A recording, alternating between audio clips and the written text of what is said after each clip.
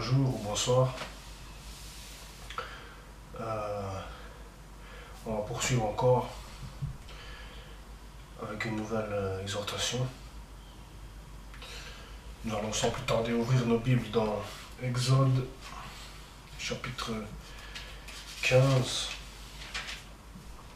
Exode chapitre 15.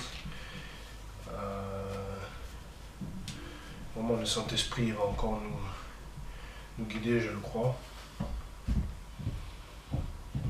Exode chapitre 15 et le verset 26.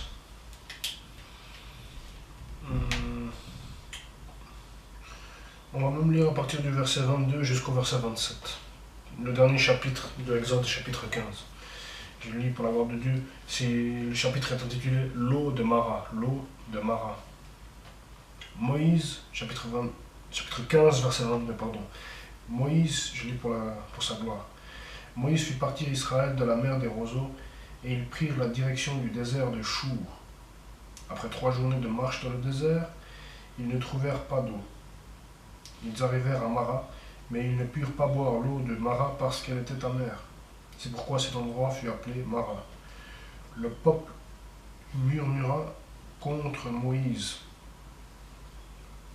en disant « Que boirons-nous » Moïse cria à l'Éternel, et l'Éternel lui indiqua un morceau de bois qu'il jeta dans l'eau, et l'eau devint douce.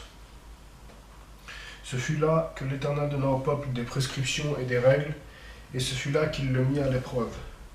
26.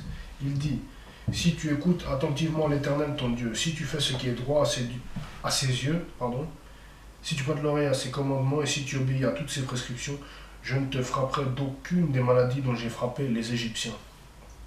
Car je suis l'Éternel, celui qui te guérit.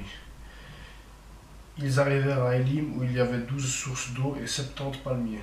Ils campèrent là, près de l'eau.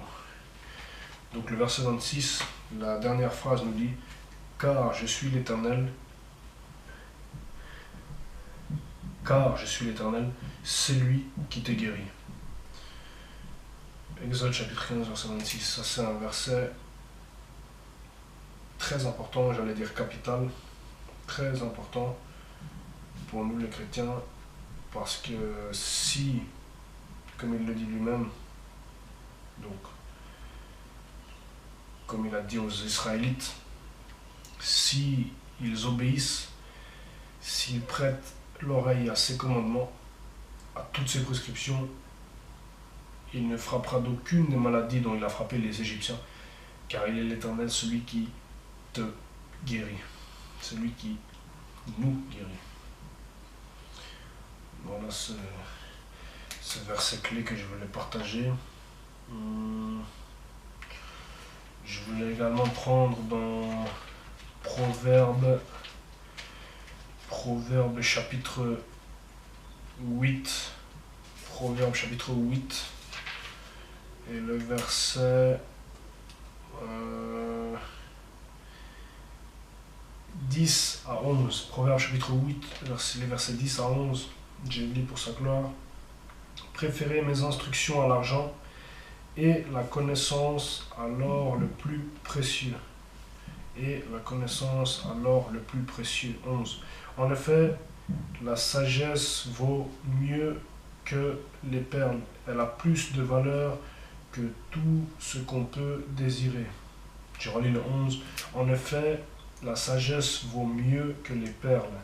Elle a plus de valeur que tout ce qu'on pourrait désirer. Plus. La sagesse. J'avais fait un petit morceau que j'ai composé moi-même au piano pour sa gloire. Et c'est intitulé, si je ne me trompe pas, Le socle de la sagesse. Si vous regardez sur la chaîne, il doit encore être là. Parce que vraiment la sagesse, pour le coup, c'est capital. Dans la vie d'un chrétien, mais aussi dans la vie de tout un chacun. Si on veut réussir quelque chose, une entreprise, pour quoi que ce soit, on a besoin de la sagesse.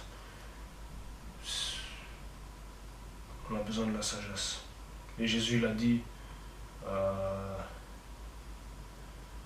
que celui qui est fondé sur lui, il est fondé sur le roc.